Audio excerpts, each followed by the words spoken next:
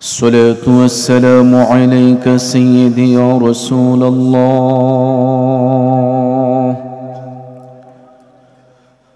الصلاة والسلام عليك سيدي يا حبيب الله. الصلاة والسلام عليك سيدي يا شفيع المذنبين.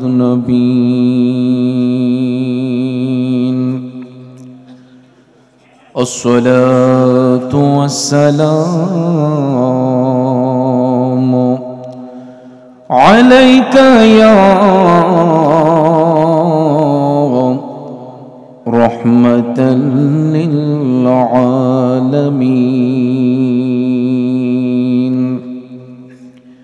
أعوذ بالله من الشيطان الرجيم. بفضل بسم الله الرحمن الرحيم.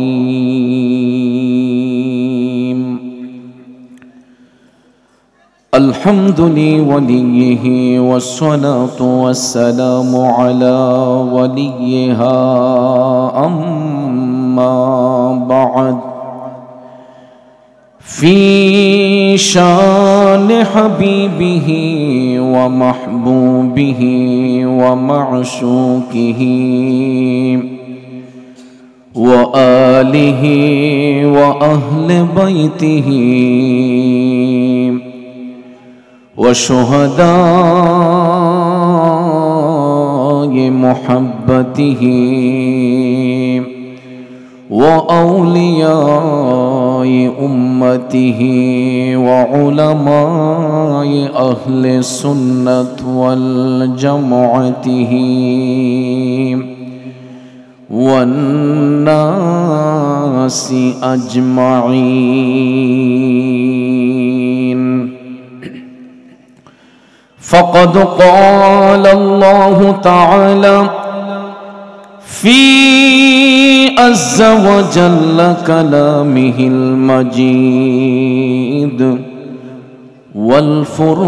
والفرقان الحميد: إن الله وملائكته يصلون على النبي يا أيها الذين آمنوا صلوا عليه وسلموا تسليما. اللهم صل سيدنا مولانا محمد وعلى سيدنا مولانا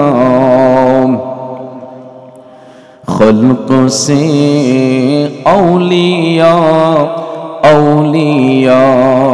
سے رسول، خلق سے اولیاء سے رسول اور رسولوں سے اعلیٰ ہمارا نبی. اللہم صلی سیدنا مولانا وعلى آل سيدنا مولانا. আমার বাবাজিরা, বন্ধুরা, যেই জবান দিয়ে আমি আপনি কথা বলি, একটু আওয়াজ করে বলুন তো এই জবান দেওয়ার মালিক কে? ও যুবক বন্ধুরা, আমার বাবাজিরা, জবান দেওয়ার মালিক যদি আল্লাহ তাআলা হয়ে থাকেন, সেই আল্লাহ ইচ্ছে করলে মুহূর্তের মধ্যে আমার আপনার জবানটা বন্ধ করে দিতে পারেন। আবার আল্লাহ চাইলে মুহূর্তের মধ্যে আমার আপনার জবানটা খুলেও দিতে পারেন। যুবক ভাইয়ার আমার, যে আল্লাহ ইচ্ছে করলে জবান দিতেও পারেন, নিতেও পারেন, তাইলে বলুন এই জবান দিয়া প্রশংসা করব কার? আল্লাহ রাব্বুল আলামিন তখন বেশি খুশি হয়ে যান যখন আল্লাহর হাবিবের প্রশংসা করা হয়। আমরা দুরূদ শরীফ আদায় করেছিলাম। ও যুবক, দুরূদ শরীফ সাধারণ কোনো আমল নয়। দুরূদ শরীফ এমন একটা ফজিলতময় আমল। দুরূদ শরীফ পড়লে আত্মা শুদ্ধ হয়, দুরূদ শরীফ পড়লে জীবনের গুনাহ মাফ হয়, দুরূদ শরীফ পড়লে দয়াল নবীর দিদার নসিব হয়। আমরা এমন একটা রাতে উরুস মাহফিলে বসলাম, হয়তো অনেকেই জানেন আজকের এই রাতটা হলো পবিত্র জুমার রাত। বাজান, জুমার রাতটা হলো বেশি বেশি দুরূদ শরীফ আদায়ের রাত, ঠিক কিনা বলেন? এই জুমার রাত্রিতে যে যত বেশি দুরূদ শরীফ আদায় করবে, ঈমান এবং ইখলাসের সহিত যারা দুরূদ শরীফ পড়বে, ফজিলতের মধ্যে বলা হয়েছে জিন্দা নবীর দিদার নসিব হয়ে যাবে। নবীর দিদার অর্জন করতে গেলে টাকা পয়সা লাগে না, ধন সম্পদ খরচ করতে হয় না, শুধু জবান দিয়ে আমার নবীর দুরূদ শরীফ পড়লে নবীর দেখা মিলে। তাইলে বাজান, বিনা পরিশ্রমে বিনা পয়সায় নবীর দুরূদ শরীফ পড়লে যদি নবীর দেখা মিলে, বলুন ওই নবীর দুরূদে পাকের আওয়াজ আসতে হবে নাকি জোরে হবে? তাইলে যুবক ভাইয়েরা আমার, সঙ্গে এক আওয়াজে বুলন্দ আওয়াজে আমার সাথে পড়ুন, আল্লাহুম্মা সাল্লি। মাশাআল্লাহ। মাওলানা মুহাম্মদ ওয়া আলা আলি সাইয়্যিদিনা মাওলানা। আসুন জীবনের গুনাহ মাফ করার জন্য সবাই আপন আপন কলবের দিকে মুতাওয়াজ্জি হইয়া একটু বড় করে আওয়াজ দিয়া আল্লাহ রাব্বুল আলামিনের একটু জিকিরে মশগুল হয়ে যাই। জবানটা ছেড়ে দিয়া সবাই আমার সাথে পড়ুন, লা ইলাহা ইল্লাল্লাহ, লা ইলাহা ইল্লাল্লাহ, লা ইলাহা ইল্লাল্লাহ, লা ইলাহা ইল্লাল্লাহ, লা ইলাহা ইল্লাল্লাহ, লা ইলাহা ইল্লাল্লাহ, লা ইলাহা ইল্লাল্লাহ, লা ইলাহা ইল্লাল্লাহ, লা ইলাহা ইল্লাল্লাহ, লা ইলাহা ইল্লাল্লাহ, হাসবি রাব্বি জাল্লাল্লাহ, মা ফি কলবি গায়রুল্লাহ, নূর মুহাম্মদ সাল্লাল্লাহ, নূর মুহাম্মদ সাল্লাল্লাহ, লা ইলাহা ইল্লাল্লাহ, লা ইলাহা ইল্লাল্লাহ, লা ইলাহা لا إله إلا الله، لا إله إلا الله، لا إله إلا الله، لا موجود إلا الله، لا مقصود إلا الله،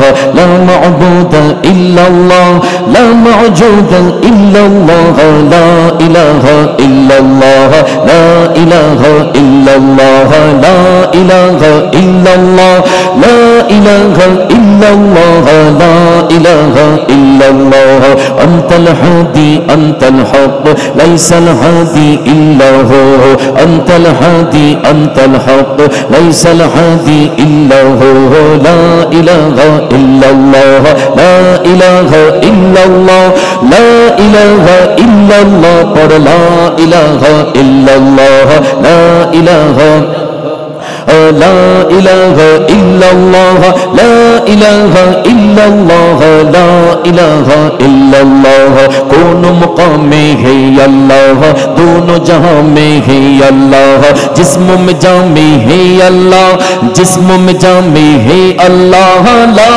إله إلا الله، لا إله إلا الله، لا إله إلا الله، لا إله إلا الله، لا إله إلا الله، لا إله پر لا إله لا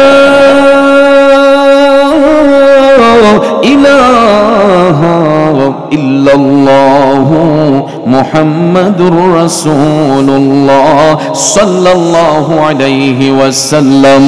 একটা জবান বন্ধ রাখবেন না, জবান খুলে উচ্চস্বরে বলুন আল্লাহু আকবার। আর একটু মায়ার সুরে পড়ি ইয়া রাসূলুল্লাহ। এ নবীর প্রেমিকেরা, সামনে পিছনে মধ্যখানে সবাই আওয়াজ দিয়ে পড়ুন ইয়া ওয়ালি আল্লাহ। বিসমিল্লাহির রহমানির রহিম। খাতামাল্লাহু আলা কুলুবিহিম وعلى سمعهم وعلى أبصارهم غشاوة ولهم عذاب عظيم. صدق الله العظيم وصدق رسوله النبي الحبيب الكريم ونحن على ذلك من الشاهدين والشاكرين والحمد لله رب العالمين. ربي صل وسلم وبارك عليه. आजिले उनके पाना आज मदद मांग उनसे. पीरे कामिल मुर्शिद मुकम्मिल शाह सूफी मोहम्मद আমিরুল ইসলাম আল কাদরি সাহিব মাদ্দাজিল্লাহুল আলিয়া আলোচনা করেছেন। আজকের প্রধান আকর্ষণ বিশেষ অতিথিবৃন্দ, সম্মানিত পীর মাশায়েখ বৃন্দ, সম্মানিত আলোচক বৃন্দ, আমন্ত্রিত উলামায়ে কেরাম, সার্বিক সহযোগিতায় যিনারা রয়েছেন, সার্বিক ব্যবস্থাপনায় যিনারা রয়েছেন, মাহফিল পরিচালনায় যিনারা রয়েছেন, আরজ গুজারে যিনারা রয়েছেন, বিশেষ করে পোস্টারে যাদের নাম উল্লেখ করা হয়েছে প্রত্যেকের নাম নেওয়াটা বিশেষ প্রয়োজন। সময়ের দিক বিবেচনা করে সবার নাম উল্লেখ করতে না পারলেও সবার প্রতি আমার আন্তরিক স্নেহ শ্রদ্ধা ভালোবাসা রইল। মঞ্চে আসীন ওলামায়ে আহলে সুন্নাত, আমার তরিকতপন্থী মুরব্বী বাবারা, সুশিক্ষিত আমার কৃষক, শ্রমিক, চাকরিজীবী, ব্যবসায়ী, সাংবাদিক, শিক্ষক, প্রশাসনিক, গোয়েন্দা বিভাগের সম্মানিত ভাইয়েরা, স্কুল, কলেজ, ইউনিভার্সিটি, মাদ্রাসায় পড়ুয়া ছাত্র ভাইয়েরা, পর্দানৈশীন মা বোনেরা, সবার প্রতি আবার আন্তরিক সালাম। আসসালামু আলাইকুম ওয়া রাহমাতুল্লাহি ওয়া বারাকাতুহু। রব্বুল ইজ্জতের আলিশান দরবারে লাখো কোটি শুকর গুজার করার পর প্রিয় নবী সরকারে দো আলম নূরে মুজাসসাম, দু জাহানের সরদার, উম্মতের দরদি, শাফাতের কান্ডারি, যিনি হায়াতুন নবী, জিন্দা নবী, যিনি সমস্ত নবীগণের নবী, যিনি কুল কায়নাতের রহমত, তিনি আল্লাহর হাবিব রহমাতাল লিল আলামিন হুজুরে পুর নূর সাল্লাল্লাহু তাআলা আলাইহি ওয়াসাল্লামার শানে নাতে মুস্তাফা, দুরুদে মুস্তাফা সাল্লাল্লাহু আলাইহি ওয়াসাল্লাম পরিবেশন করে আপনাদের খেদমতে মহাগ্রন্থ আল কোরআনুল কারীমের সর্ববৃহৎ সূরা সূরাতুল বাকারার প্রথম পারার প্রথম রুকুর 7 নম্বর আয়াতে পাক তেলাওয়াত করেছি। জুড়ে বলেন আলহামদুলিল্লাহ। রাত গভীর, সময় সংক্ষেপ, খুব অল্প সময়ে আয়াতে পাকের মূল অর্থ তাফসীরের ভাষায় কিছু আলোচনা এসেছে, এইগুলো উপস্থাপন করে মিলাদ শরীফ হবে, জিকিরের তালিম হবে, ওলামায়ে কেরামের নসিহতপূর্ণ বয়ানের মাধ্যমে হয়তো পীর সাহেব হুজুর শেষ মোনাজাত দিয়ে আমাদের সকলকে বিদায় দিবেন। আল্লাহ পাক যেন শেষ মোনাজাত পর্যন্ত আমাদের সকলকে ধৈর্যের সহিত বসার সুযোগ দান করেন, আমরা সকলে বলি আমিন। প্রিয় ভাইয়ের আমার, জগৎ সৃষ্টির পরে মহান রব্বুল আলামিন আপন পরিচয় দেওয়ার জন্য যুগে যুগে বহু নবী রাসূল আল্লাহ তাআলা এই পৃথিবীতে পাঠিয়েছেন। একমাত্র রাহমাতাল লিল আলামিন নবী ছাড়া অন্যান্য সকল নবীগণকে আল্লাহ তাআলা যদিও প্রেরণ করেছেন সারা জাহানের জন্য নয়, এক একজন নবীকে নির্দিষ্ট করে আল্লাহ তাআলা এক একটা কওমের মধ্যে পাঠিয়েছেন। ঠিক কিনা বলুন? ঈসা নবী বলেন, মূসা নবী বলেন, আইয়ুব নবী বলেন, দাউদ নবী বলেন, যত নবী পয়গাম্বর এই পৃথিবীতে আল্লাহ পাক প্রেরণ করেছেন, সমস্ত নবীগণ নির্দিষ্ট কওমে তারা এসেছেন রাহমাতাল লিল আলামিন নবী ছাড়া। সমস্ত নবীগণের একটাই মেসেজ ছিল, তোমরা পড়ো লা ইলাহা ইল্লাল্লাহ, আল্লাহ ছাড়া দোসরা কোনো। কালেমার অংশ দুইটা। কয়টা? একটা হলো লা ইলাহা ইল্লাল্লাহ, অপরটা হলো মুহাম্মাদুর। আপনারা যারা বীজগণিতের সূত্র জানেন, আপনারা বলুন তো, প্লাসে প্লাসে সমান কি প্লাস হবে না মাইনাস হবে? প্লাসে প্লাসে প্লাস। লা ইলাহা ইল্লাল্লাহ প্লাস মুহাম্মাদুর রাসূলুল্লাহ, অঙ্কের সমাধান কি আলাদা হবে না এক কালেমা হবে? জোরে কোন, এক না আলাদা হবে? আমাদের দেশে কিছু কিছু মোল্লা মুন্সি আছে যারা অঙ্কেতে ভুল করে। অনেকেই বলে লা ইলাহা ইল্লাল্লাহ থাকবে উপরে, মুহাম্মাদুর রাসূলুল্লাহ থাকবে নিচে। বলে কি বলে না? তার মানে বোঝা গেল এরা সব দিক দিয়ে দুর্বল, অঙ্কতেও দুর্বল। কথা কোন ঠিক কিনা? যুবক ভাইয়েরা আমার, বুঝতে হবে কোনটা কার কালেমা। লা ইলাহা ইল্লাল্লাহ আল্লাহর কালেমা নয়। এ নবীর প্রেমিকারা, লা ইলাহা ইল্লাল্লাহ হলো নবীদের কালেমা। নবীদের কালেমা যতক্ষণ আপনি জপতে থাকেন সকাল থেকে সন্ধ্যা পর্যন্ত শুধু লা ইলাহা ইল্লাল্লাহ, লা ইলাহা ইল্লাল্লাহ, আপনারা বলুন কালেমার কি সমাপ্তি হয়েছে? ওই কালেমার সমাপ্তি ততক্ষণ পর্যন্ত হবে না যতক্ষণ আমার আল্লাহর কালেমা যুক্ত না করা হয়। ঠিক কিনা বলেন? তাইলে বাবাজিরা আমার, অন্য সকল নবীগণের উম্মতেরা কালেমা পড়েছে, যদি তারা স্বীকার করেছে লা ইলাহা ইল্লাল্লাহ, মূসা নবীর উম্মতরা পড়তো মুসা কালিমুল্লাহ, ঈসা নবীর উম্মতরা যদি কালেমা স্বীকার করতো লা ইলাহা ইল্লাল্লাহ, তখন তারা পড়তো ঈসা রুহুল্লাহ। ঠিক কিনা বলেন? যতই তারা তাদের নবীর নাম নিয়ে কালেমা পড়ুক না কেন, ওই কালেমার সমাপ্তি ততক্ষণ পর্যন্ত হবে না যতক্ষণ আমার আল্লাহর কালেমা যুক্ত করা না হয়। তাইলে লা ইলাহা ইল্লাল্লাহ এটা আল্লাহর কালেমা নয়, নবীদের কালেমা। আমার আল্লাহর কালেমা হইল মুহাম্মাদুর রাসূলুল্লাহ সাল্লাল্লাহু আলাইহি ওয়াসাল্লাম। ঠিক না বিঠিক? এই জন্য শায়ের বলেছেন, কালমার আগে পরে আল্লাহ, মাঝখানে রাসূল, সৃষ্টি কুলে মোদের নবীর নাই যে সমতল। কালমার আগে পরে আল্লাহ, মাঝখানে রাসূল, সৃষ্টি কুলে মোদের নবীর নাই যে সমতল। আল্লাহ পাকের প্রিয় নবী সৃষ্টির উপরে এলেন নূরের নবী যখন মক্কা নগরে, এলেন নূরের নবী যখন মক্কা নগরে।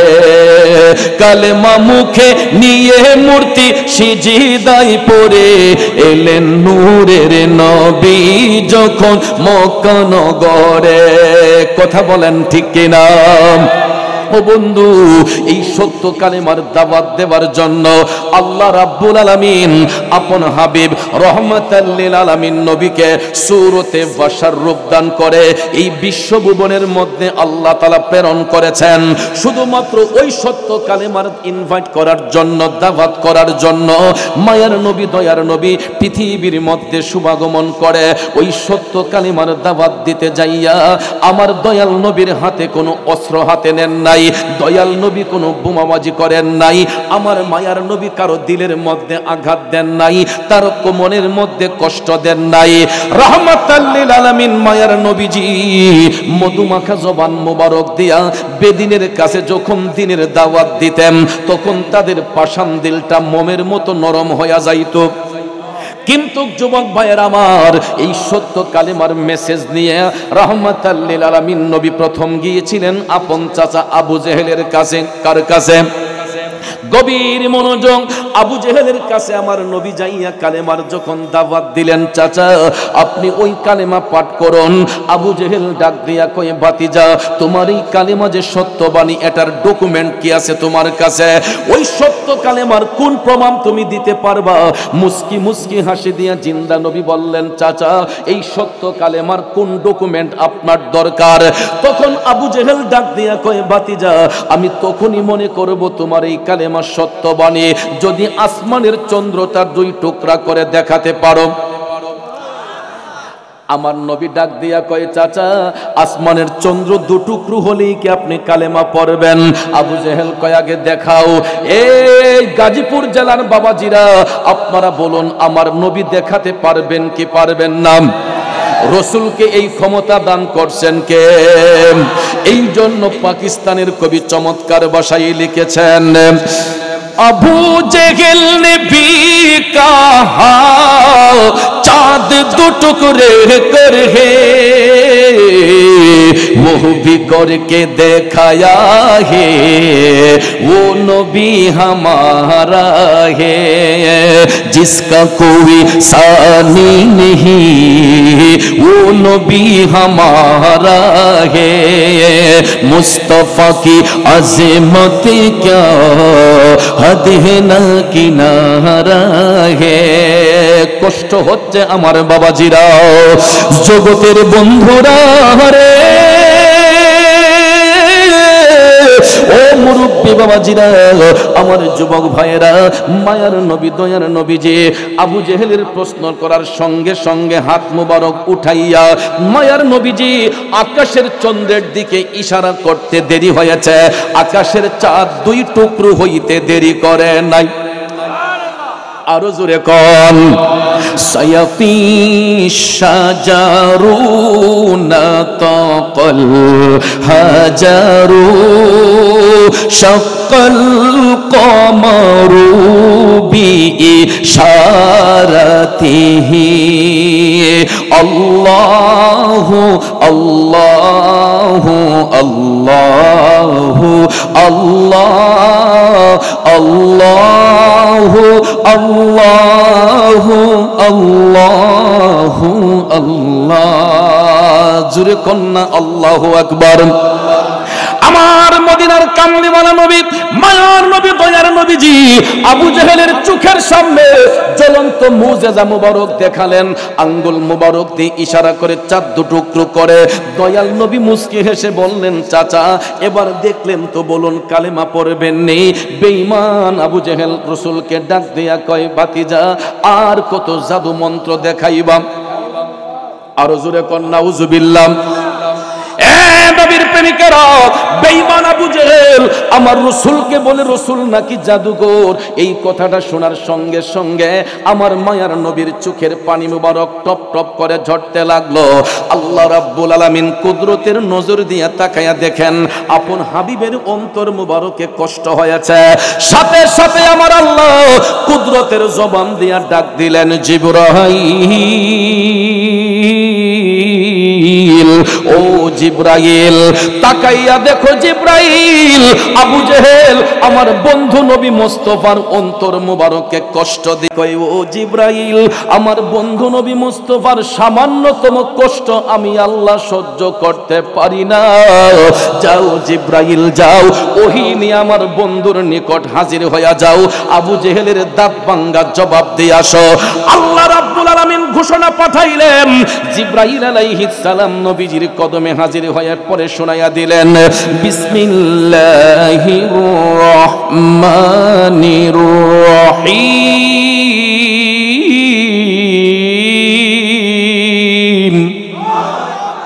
খাতামাল্লাহু আলা কুলুবিহিম ওয়া আলা সামঈহিম ওয়া আলা আবসারিহিম গিশাওয়া।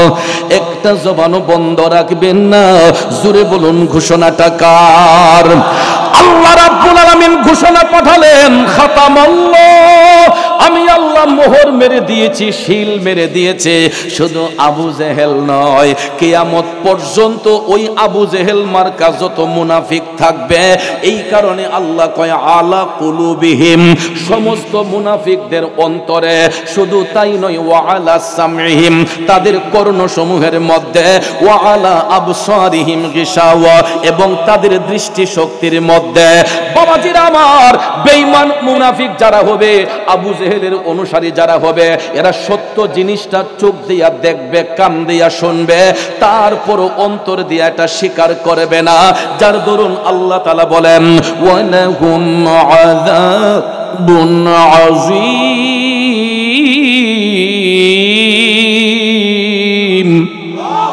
ওই সমস্ত মুনাফিকদের জন্য আমি আল্লাহ যন্ত্রণাদায়ক শাস্তি নির্ধারণ করে রেখেছে।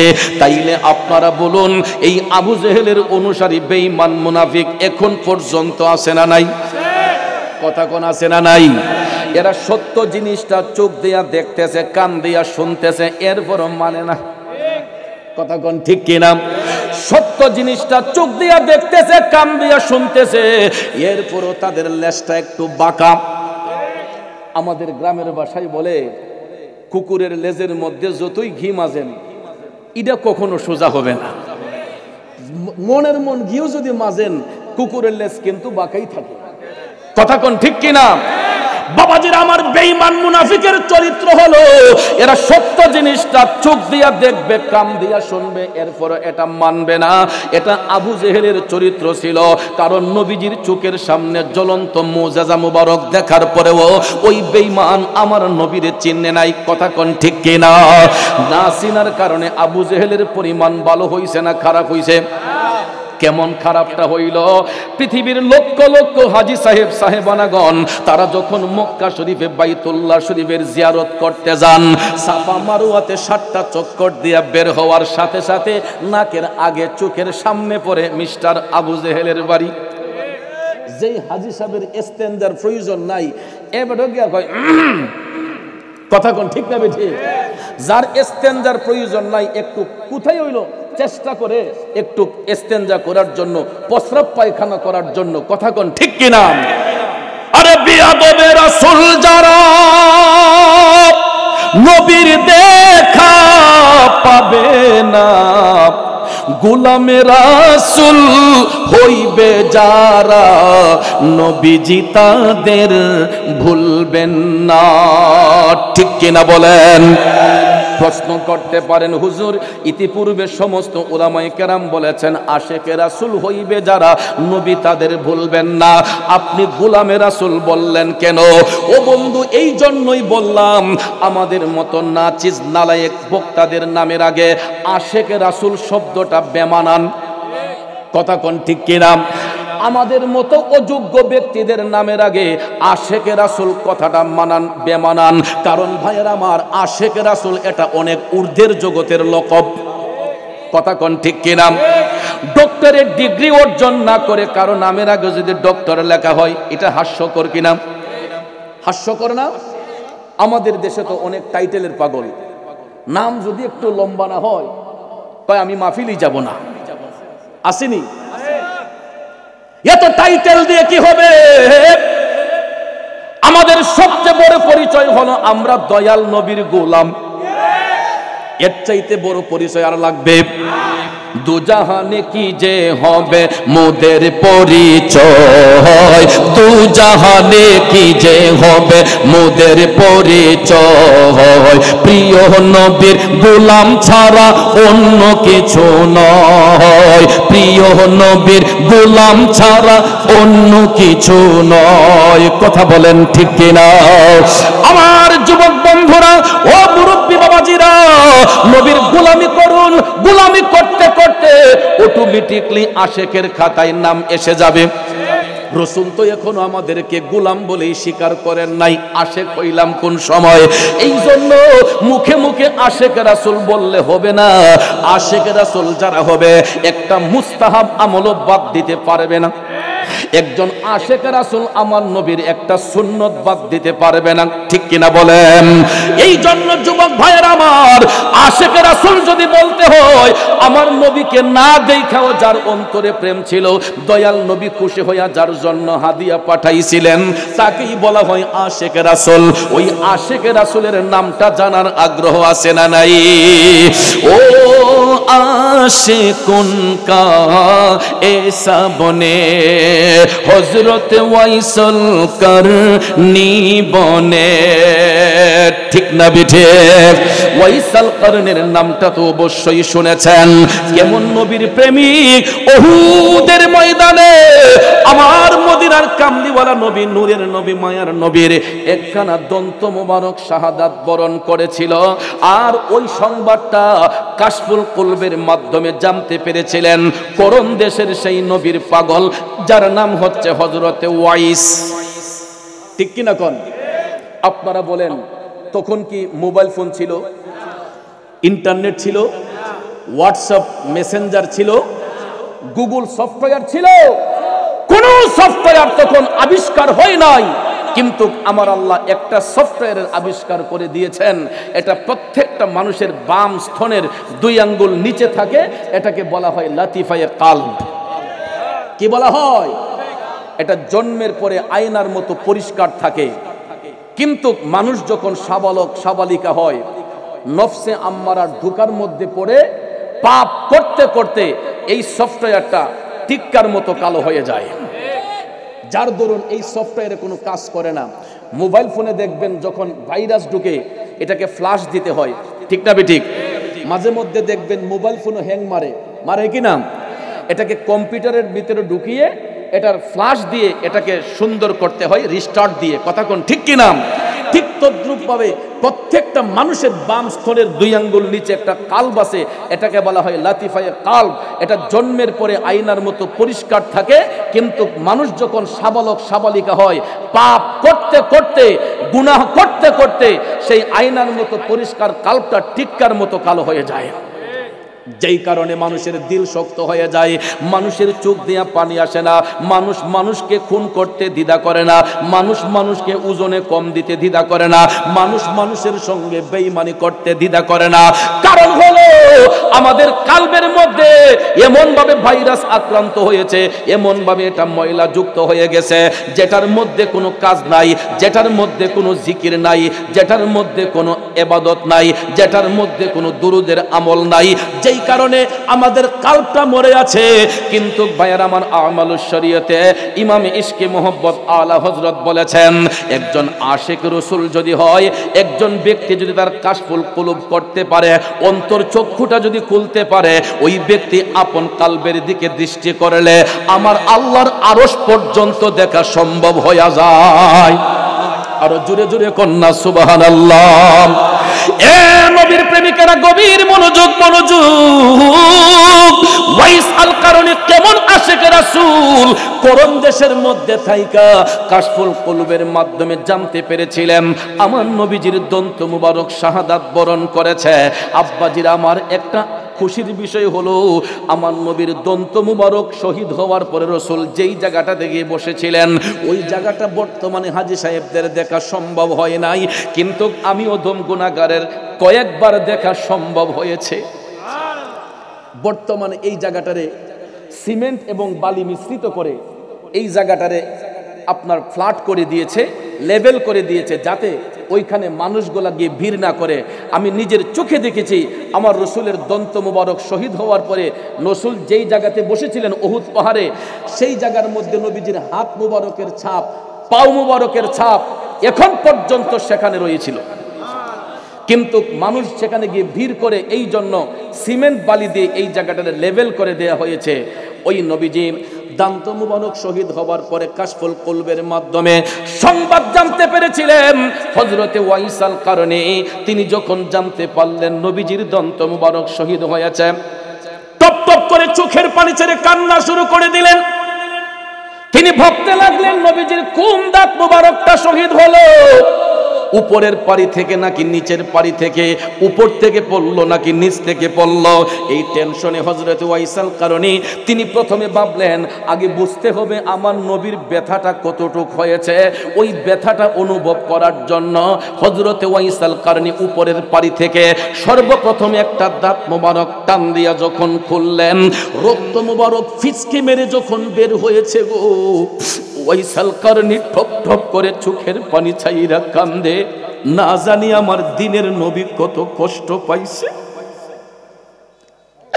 ওয়াইসাল কারণী কান্দে, আমার নবীর না জানি কতটুকু কষ্ট হয়েছে। তখন পাগলা কই না, মনে হয় উপর থেকে নয় নিচ থেকে একটা খুলে দেখি, তখন নিচের পারি থেকে আরেকটা দাঁত টান দিয়ে খুললেন।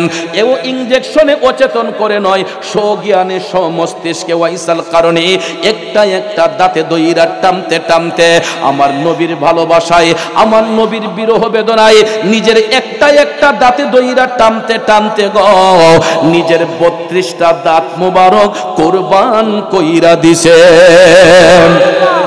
पाया नबी को एक दात पर उनको 32 घराना खोलोगे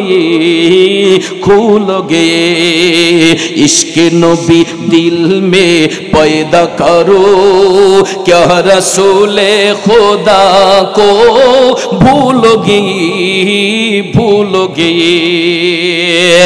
ए नबीर प्रेमिकेरा যুবক ভাইরা আমার চিন্তা করে দেখেন, একটা দাঁত মুবারকের সংবাদ পাইয়া যেই আসে নিজের 32টা দাঁত মুবারক টাইনা খুলতে পারে গো, ওই আশেকের সিনার মধ্যে আমার নবীর ভালোবাসা কতটুক থাকতে পারে আপনাদের বিবেকের মধ্যে ছেড়ে দিলাম। এবার আসুন আমার রাসূল ওই আশেকের জন্য নবী খুশি হইয়া কি পাঠাইলেন একটু জানি। মায়ার নবী, দয়ার নবী সাহাবায়ে কেরামের মাজলিসের মধ্যে বসে আলোচনা করতেছেন। খারাপ লাগতেছে? কষ্ট হইতেছে? কারণ এই আলোচনাটা আমি এই কারণেই করছি, আজকে যেই হুজুরের স্মরণে উরুস মাহফিল হচ্ছে, পিসা হুজুর উনি দুনিয়াতে থাকতে আমার এই আলোচনাটা শুনে তিনি তারিফ করেছিলেন। যে তিনি তারিফ করেছেন তিনি এখনো আমাদের এই আলোচনা শুনতেছেন, ঠিক কিনা বলেন? আমরা হয়তো ওলিদের আল্লাহু আকবার, ইয়া রাসূলুল্লাহ, গাউসুল আজম দস্তগীর, গভীর মনোযোগ বাবাজির আমার, আলোচনা অনেক লম্বা হয়ে যাবে, কিন্তু সময়ের দিক বিবেচনা করে আমি শর্ট করে কিছু কথা বলে যাব, অসুবিধা হবে? ভাইয়েরা আমার, মায়ার নবী দয়ার নবী 63 বছর জিন্দেগি কাল মোবারক সূরতে বাশার রূপে কাটানোর শেষ প্রান্তে সাহাবায়ে কেরামের মাজলিসে রাসূল আলোচনা করতেছেন। প্রায় সময় আসহাবে সুফার মধ্যে বসে আমার রাসূল যখন সাহাবায়ে কেরামকে তালিম প্রদান করতেন, নবীজির শরীর মুবারকের পবিত্র পোশাক মুবারক, পৃথিবীর মধ্যে তো এর চাইতে উত্তম পোশাক মুবারক আর কিছু হইতে পারে না, ঠিক কিনা বলেন? আমার নবীর শরীর মুবারকের জুব্বা মুবারক খানা নূরে ঝলঝল করতেছে। এই দৃশ্যটা দেখতে পাইলেন নবীর প্রিয় সাহাবী হযরতে ওমর ইবনুল খাত্তাব রাদিয়াল্লাহু তাআলা আনহু। তিনি যখন দেখতেছেন নবীজির পোশাক মুবারক থেকে ফোকাস লাইটের মতো নূরে ঝলঝল বের হচ্ছে, নূরে ঝলঝল করতেছে, হযরতে ওমর রাদিয়াল্লাহু তাআলা আনহু আমার নবীজিকে সালাম প্রদান করলেন, আসসালাতু ওয়াসসালামু আলাইকা ইয়া রাসূলুল্লাহ। নবী গো, আমি গোলাম আপনার কদমে জানতে চাই, যেই দিন আপনার ভেসাল হবে, ইন্তেকাল মুবারক হবে, নবী গো আপনার এই জুব্বা মুবারক খানা আমরা কি করব, কাকে দান করব? ভাইয়েরা আমার, বন্ধুরা আমার, এই বিষয় নিয়ে অনেক উলামায়ে কেরাম গবেষণা করে রিসার্চ করে বলেছেন, হযরতে ওমর হয়তো প্রশ্ন করেছিলেন জুব্বাটা নিজে পাওয়ার জন্য, যে রাসূল হয়তো বলে দিবেন ওমর তুমি সেটা নিয়ে নিও, কিন্তু হযরতে ওমর রাদিয়াল্লাহু তাআলা আনহু প্রশ্ন করার পরে রাসূল কোনো উত্তর করেন নাই। একই প্রশ্ন করার জন্য দাঁড়িয়ে গেলেন বেলায়েতের বাদশা, বেলায়েতের সম্রাট শেরে খুদা হযরতে মাওলানা আলী কাররামুল্লাহু ওয়াজহাহু, তিনিও দাঁড়িয়ে সালাম দিলেন, আসসালাতু ওয়াসসালামু আলাইকা ইয়া রাসূলুল্লাহ। নবী গো আমি গোলামও জানতে চাই আপনার ইন্তেকাল মুবারকের পরে, বেসাল মুবারকের পরে আপনার এই জুব্বা মুবারকখানা কি করব, কাকে দান করব? আমার রাসূল তখনও উত্তর করেন নাই। একজন একজন করে অনেকেই প্রশ্ন করলেন, দয়াল নবী কারো প্রশ্নের জবাব দিচ্ছেন না। হঠাৎ করে দেখা যায় মায়ার নবীর চোখের পানি মোবারক টপ টপ করে ঝরতেছে। হযরতে ওমর রাদিয়াল্লাহু তাআলা আনহু ডাক দিয়া কয়, ইয়া রাসূলুল্লাহ, নবী গো, ওগো মায়ার নবীজি, আমরা গোলামরা কি কোনো কারণে আপনার অন্তর মোবারককে কষ্ট দিয়েছে? দয়াল নবী আমার আবেগ আপ্লুত হয়ে বললেন, ও আমার সাহাবারা, ওমর, তোমরা কখনো আমি রাসূলকে কষ্ট দিতে পারো না। তখন সাহাবায়ে কেরাম বললেন, নবী গো, তাইলে আপনি এইভাবে কান্না করতেছেন কেন ইয়া রাসূলুল্লাহ? নিশ্চয়ই আমরা কোনো আঘাত করেছে। মায়ার নবী ডাক দিয়া কয়, না ওমর না, আমি এই মুহূর্তে আমার একটা পাগলার কথা স্মরণ কইরা কান্দি।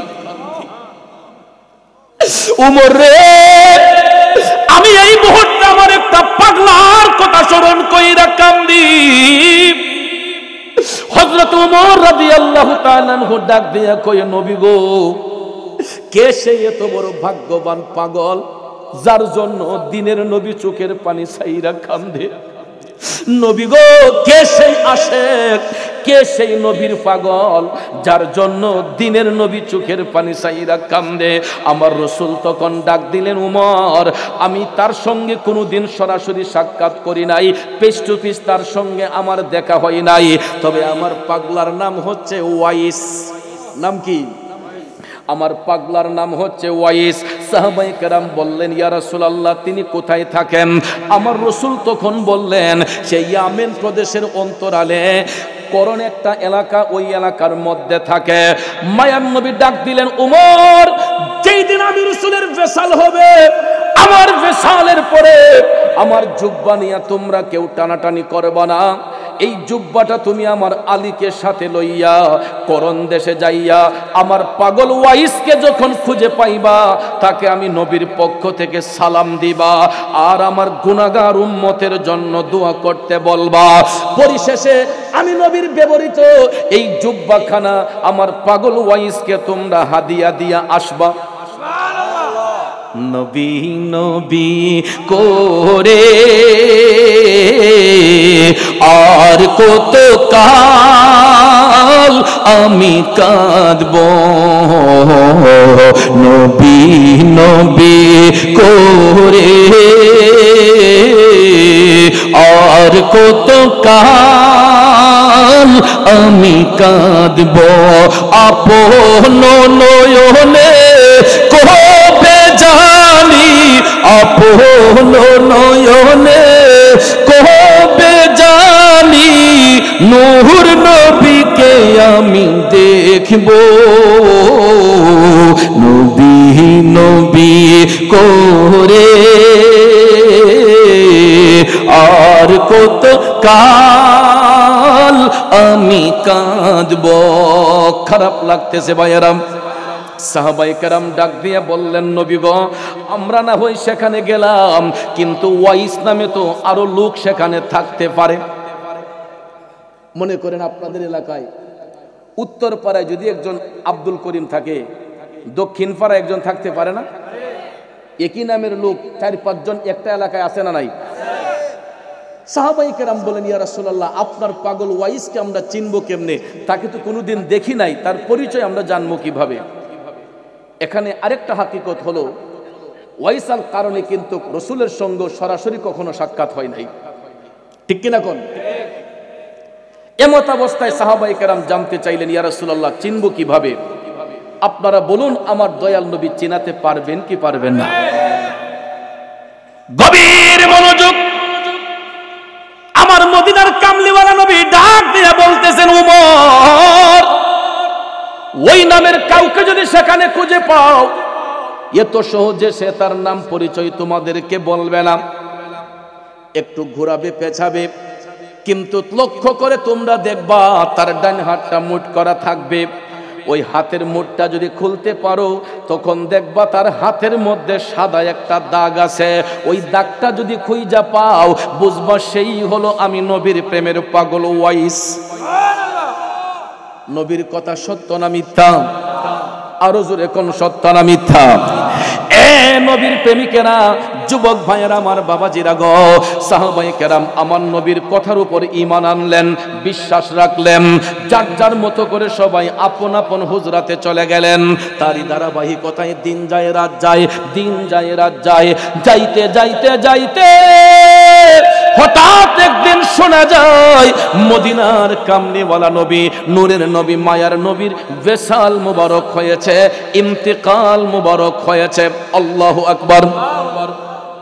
নবীজির ইন্তেকাল হয়েছে। এখন আপনারা বলেন রাসূল কি মরে গেছেন? নবী মরা না জিন্দা? তাইলে জিন্দা নবীর আবার ইন্তেকাল হয় কেন? প্রশ্ন আছে না নাই? সাধারণ পাবলিকদেরকে তো এরকম প্রশ্ন করে আটকায়। রাসূল যদি হায়াতুন নবী, জিন্দা নবী হয়, ওনার আবার ইন্তেকাল হয় কিভাবে? এই প্রশ্ন দিলে উত্তরটা দিব কিভাবে? অনেকের মধ্যে হেজিটেশন লাগে, ঠিক কি না? এ নবীর প্রেমিকেরা, এই প্র্যাকটিক্যালি একটা প্রমাণ নিবেন। রাব্বুল আলামিন লিখতে আরবি যতটা অক্ষর লাগে, রাহমাতাল লিল আলামিন লিখতে আরবি ততটা অক্ষর লাগে। মক্কাতুল মুকাররমা লিখতে আরবি যতটা অক্ষর লাগে, মদিনাতুল মুনাওয়ারা লিখতে আরবি ততটা অক্ষর লাগে। আব্বারে ও যুবক বন্ধুরা, লা ইলাহা ইল্লাল্লাহ কালেমা লিখতে যতটা অক্ষর লাগে, মুহাম্মদুর রাসূলুল্লাহ লিখতে ততটা অক্ষর লাগে। মসজিদ লিখতে যতটা অক্ষর লাগে, মাদ্রাসা লিখতে ততটা অক্ষর লাগে। তাইলে নামের সাথে নাম মিলায়া আপন হাবিবকে ইজ্জত দিবেন কে? ওয়ারাফা'না লাকা যিকরাক, ঠিক কিনা? আল্লাহ কয় ও হাবিব, দুনিয়ার টুন্না মৌলবীরা আপনাকে ইজ্জত দিলেই কি না দিলেই কি, আমার আল্লাহ কয় হাবিব আপনার ইজ্জত, আপনার প্রশংসা বুলন্দ করেছে আমি আল্লাহ, ঠিক না বেঠিক? এই জন্য শায়ের বলতেছেন রাসূল, আমরা আপনাকে না চিনিলে আপনার কি আসে যায়, মোরা আপনাকে না চিনিলে আপনার কি আসে যায়। দুনো জাহান নবীজির নূরে কদমে ঝুকায়, দুনো জাহান নবীজির নবীজির নবীজির, দুনো জাহান নবীজির নূরে কদমে ঝুকায়, ঠিক কিনা বলেন? আসল মূল আলোচনায় চলে যাই, ওই দিকে গেলে আলোচনা লম্বা হয়ে যাবে। বলেছিলাম কি, আমার রাসূলের ইন্তেকাল হইল কেন? রাসূল যদি জিন্দা নবী হয়, ওনার তো ইন্তেকাল হওয়ার কথা না, ঠিক না বেঠিক? কিন্তু ভাইয়ার আমার, এখানে ইন্তেকালের মাধ্যমে রাসূল সৃষ্টি জগৎকে বুঝিয়েছেন দুনিয়াতে কেউ চিরস্থায়ী নয়। কুল্লু নাফসিন যায়িকাতুল মাউত, প্রত্যেক আত্মাকেই মৃত্যুর স্বাদ গ্রহণ করতে হবে। ওই জিনিসটা শিখাইবার জন্য, বুঝাইবার জন্য আমার মায়ার নবীর ওয়াসাল হয়েছে, ইন্তেকাল হয়েছে। ডিসটেন্সটা ওই জায়গায়, আমি আপনি যখন মারা যাই, আমার আপনার জানাজার নামাজ হয়, চার তাকবীরের সহিত ফরজে কিফায়া, মুর্দা পুরুষ অথবা মহিলা, আমার আপনার জানাজার নামাজ হয় ফরজে কিফায়া, ঠিক না বেঠিক? তাকবীর হয় কয়টা? ইমাম একজন আছে না নাই? মুক্তাদি পিছনে আছে না নাই? মৃত ব্যক্তির লাশ সামনে নিয়ে ইমাম সাহেব হুজুরের ইমামতিতে পিছনে মুক্তাদির মাধ্যমে জামাতের সহিত এই চার তাকবীরে ফরজে কিফায়া জানাজার নামাজ আদায় করা হয়। তারপরে মৃত ব্যক্তিরে কবরস্থ করা হয়। আমার রাসূল যদি মরা নবী হইতেন, আমার নবীরও তো জানাজা হওয়ার কথা ছিল। নীল আকাশের নিচে এমন কোন মায়ের সন্তান চাপা দিয়ে নয়, সহিহ সনদে একটা দলিল দিয়ে যদি প্রমাণ করতে পারে নবীর ইন্তেকালের পরে জানাজার নামাজ পড়াইয়াছেন অমুক ইমাম সাহেব, অমুক সাহাবী, অমুক নবীজি, তাইলে আমি চৌধুরী চ্যালেঞ্জ করে গেলাম 10 লক্ষ টাকা নগদ তাকে পেমেন্ট করা হবে। আমার বন্ধুরা আমার, আমি এই কারণে চ্যালেঞ্জ করলাম, কারণ 10 লক্ষ টাকা আমার দিতেও হবে না, মৌলভী সাহেব দলিলও খুঁজা পাইবে না। কারণ জিন্দা নবীর আবার ইন্তেকাল হয় কেমনে, ঠিক কিনা কোন? জিন্দা নবীর আবার ইন্তেকাল হইব কেমনে? কারণ ভাইয়েরা আমার, শুধু আমাদের নবী নয়, আল আম্বিয়াউ আহইয়াউন, সমস্ত নবীগণ জিন্দা, ফি কুবুরিহিম, আপন আপন রওজা শরীফের মধ্যে, ইউসাল্লু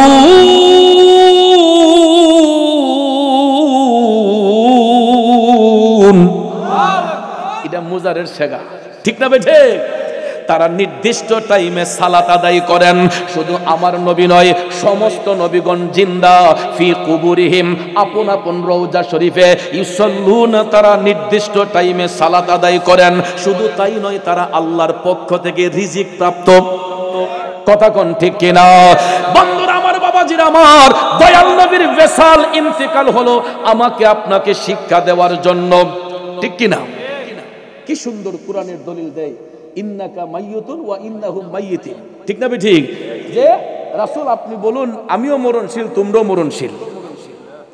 এই দলিলটা দিয়া, কোরআনে পাকের এই দলিল দিয়ে তারা বুঝাইতে চায় যে আমার রাসূল মরা নবী, কিন্তু এটার হাকিকত জানে না, এটার তাফসীর জানে না। আল্লাহ রাব্বুল আলামিন আপন হাবিবকে দিয়ে বলাইতেছেন, নবীজি শিক্ষা দিতেছেন। কথা কোন ঠিক কিনা? রাসূল তো শিক্ষা দিতেছেন, উনি তো শুধু ইহকালের নবী নয়, তিনি তো পরকালের নবী। কথা কোন ঠিক কিনা? তিনি ৮০,০০০ আলমের নবী। আল্লাহর সৃষ্টি জগতে যতটা জগৎ সমূহ রয়েছে, প্রত্যেকটা জগতের জন্য তিনি রহমাতুল লিল। আমার ভাইয়েরা, বন্ধুরা, এই জন্য ডকুমেন্ট স্বরূপ আমার রাসূল যখন মেরাজ শরীফের মধ্যে যাবেন, ভাইয়েরা আমার, বন্ধুরা আমার, বাইতুল্লাহ শরীফ থেকে, কাবা গৃহ থেকে রওনা হয়ে জেরুজালেম বাইতুল মুকাদ্দাসে রাসূল যখন গিয়েছিলেন, কথা কোন ঠিক কিনা? সেখানে ভাইয়েরা আমার, সমস্ত আম্বিয়া কেরাম উপস্থিতিতে, সমস্ত আম্বিয়া কেরামের উপস্থিতিতে আমার মায়ার নবীকে ইমামুল মুরসালিন লকব প্রদান করা হয়েছে। সমস্ত ইমামের সর্দার, কথা কোন ঠিক কিনা? এই জন্য আমার আলা হযরত লিখেছেন, মুলকো কোনাইনো মে আম্বিয়া তাজেদার। খারাপ লাগতেছে? মুলকো কোনাইনো মে আম্বিয়া ताजदार ताजदारों का आका हमारा नबी सबसे औला वो आला हमारा नबी सबसे बाला वो आला हमारा। आसमानों के ऊपर सब नबी रह गए, सुभान अल्लाह। आसमानों के ऊपर सब नबी रह गए, अर्शो आज़म पे पोछा हमारा नबी। जुरे की सुभान अल्लाह बोलबेन नाम। ओ बंधु, अल्लाहु अकबर, या रसूल अल्लाह। जने घरे जालो, घरे घरे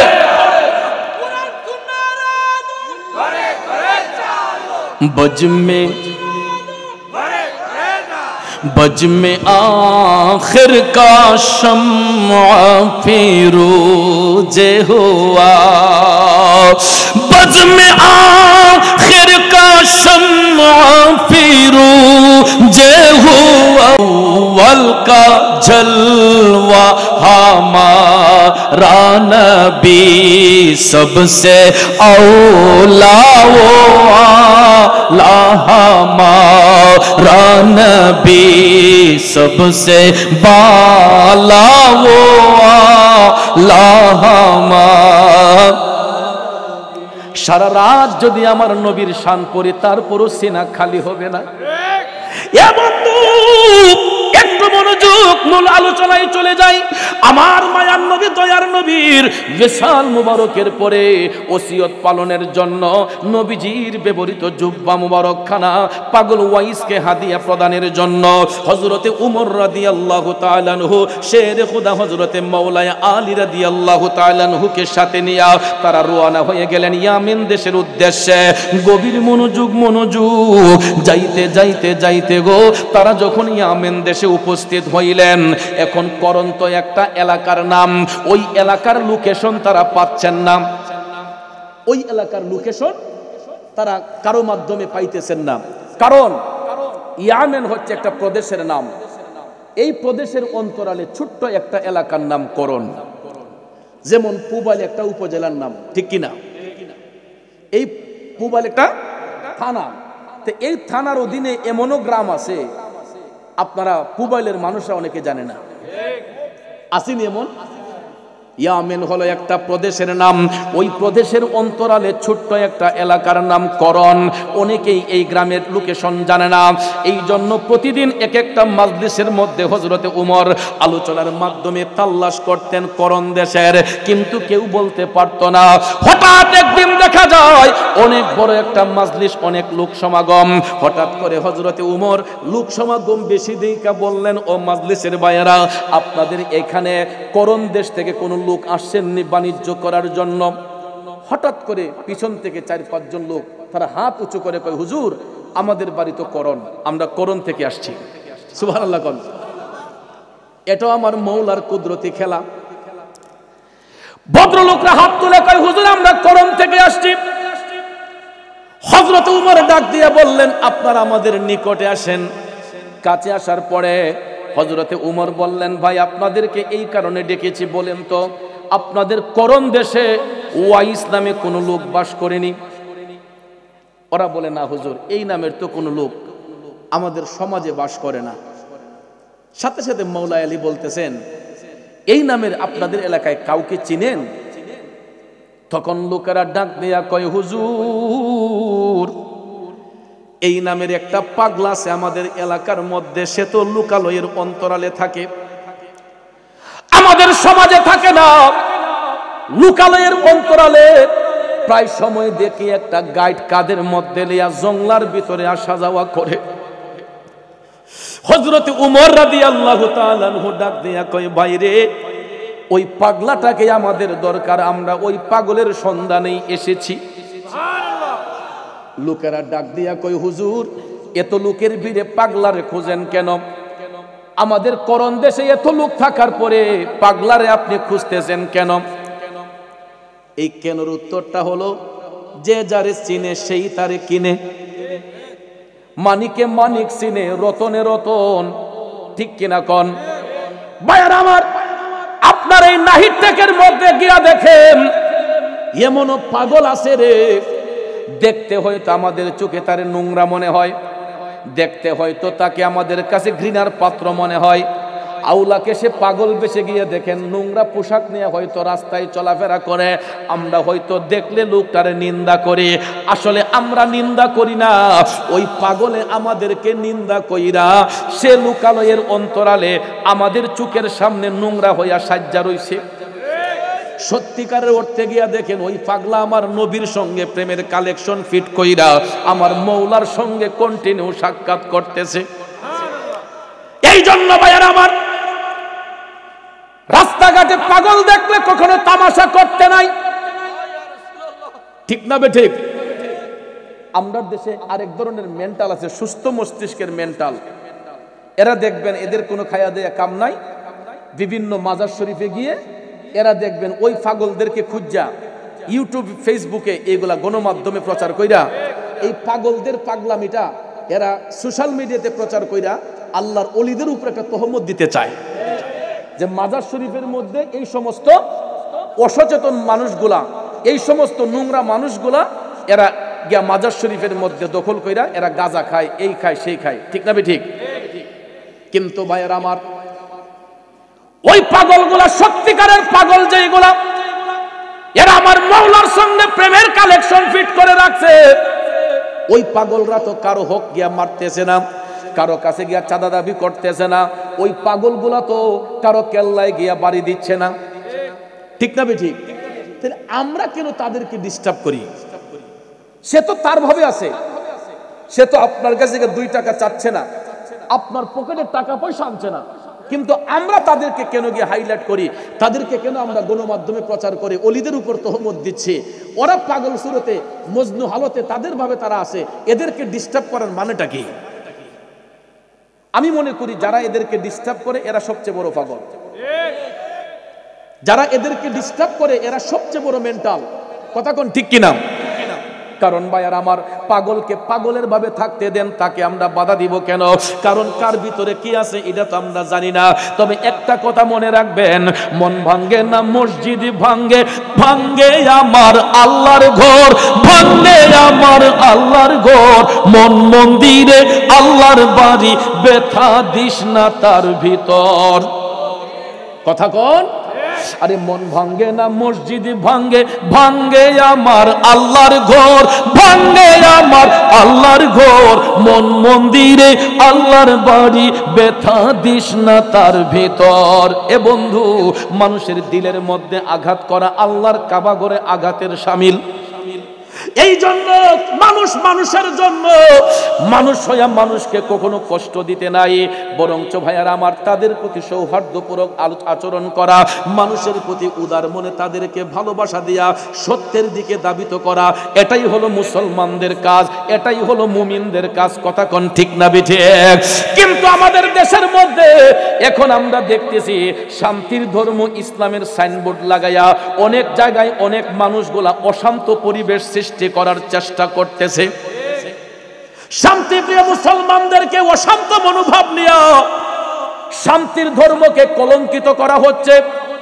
এটা সুফিবাদী ইসলাম নয়, এটা মুমিনদের ইসলাম নয়, এটাই হলো জঙ্গিবাদীদের ইসলাম।